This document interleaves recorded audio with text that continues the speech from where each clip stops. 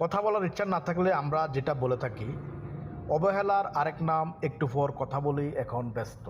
এই জিনিসটা আমরা বলে থাকি যে, মনে করেন আপনাকে একজন কল দিয়েছে বা আমাকে একজন কল দিয়েছে, তার সাথে পূর্বে আমাদের অনেক সম্পর্ক ছিল, কথাবার্তা হইতো, দেখা সাক্ষাৎ হইতো, সময় দেওয়া হইতো। হঠাৎ করে আমাদের মধ্যে মন মালিন্য হওয়ার কারণে যে কোনো একটা বিষয় নিয়ে আমরা একজনের সাথে কথাবার্তা বলা বন্ধ করে দিই।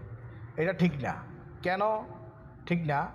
একটা মানুষ আপনাকে কল দিলে আপনি অবশ্যই এটা রিসিভ করবেন, বা দেখা করতে চাইলে দেখা করবেন। দেখা করতে চাইলে অবশ্যই দেখা করতে হবে, কারণ সে কী কারণে দেখা করতেছে বা কেন কল দিয়েছে সেটা আপনার বিষয়টা বুঝতে হবে। এখন আমি যদি আপনাকে কল দিই, আপনি যদি বলেন যে দোস্ত আমি ব্যস্ত, আমি আবার কল দিলাম, আবার বললেন ব্যস্ত, আমি আবার কল দিলাম, আবার বললেন ব্যস্ত, তখন আমার থেকে খারাপ লাগবে। কী রে, আমি কল দিলে সে খালি ব্যস্ত দেখাচ্ছে, কারণটা কি? দুনিয়াতে এত মানুষ থাকতে সে এত ব্যস্ত, তখন আমি কষ্ট পাবো। তার চেয়ে আপনি যদি কথা না বলার ইচ্ছে থাকে, অবহেলা করেন, তাহলে তাকে সরাসরি বলে দেন, বলে ভাই তুমি আমাকে বিরক্ত করো না, আমাকে কল দিও না, আমার সাথে দেখা করার প্রয়োজন নেই, সময় দেওয়ারও প্রয়োজন নেই, তোমাকে আমার ভালো লাগে না। এটা বলে দিলে একবারে কষ্টটা শেষ হয়ে যাবে। তখন আমি কি বলবো, না ঠিক আছে আমি আর কথা বলবো না, যেহেতু সে আমার সাথে কথা বলতে রাজি না, আমি কেন তাকে বারবার বিরক্ত করবো? তো সেজন্য একটা মানুষকে এইভাবে ওয়েটিং লিস্টে না রেখে, বিজি না রেখে সরাসরি বলে দিবেন যে দোস্ত আমি তোর সাথে আর ওই ধরনের কোনো কথাবার্তা বা তোর সাথে আমার হচ্ছে না, বলে দিলে আর কোনো অসুবিধা নাই। একটা মানুষ ওয়েটিং করা যে কত খারাপ জিনিস। আপনি মনে করেন একটা জায়গায় যাচ্ছেন, হ্যাঁ, আপনি এখনও যে পৌঁছান না কিনা যাইতে আর আপনার আধা ঘন্টা সময় লাগবে।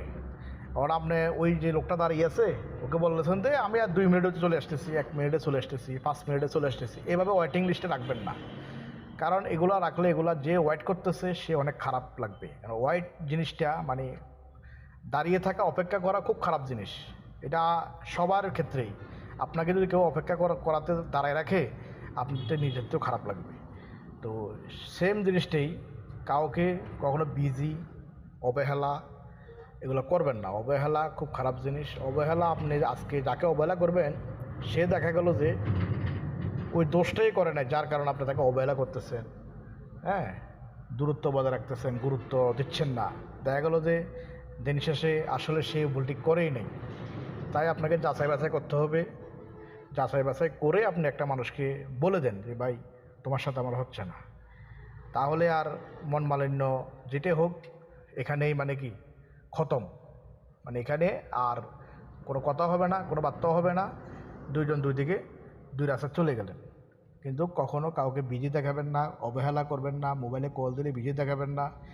সরাসরি বলে দেবেন যে ভাইয়া আমি আপনার সাথে কথা বলতে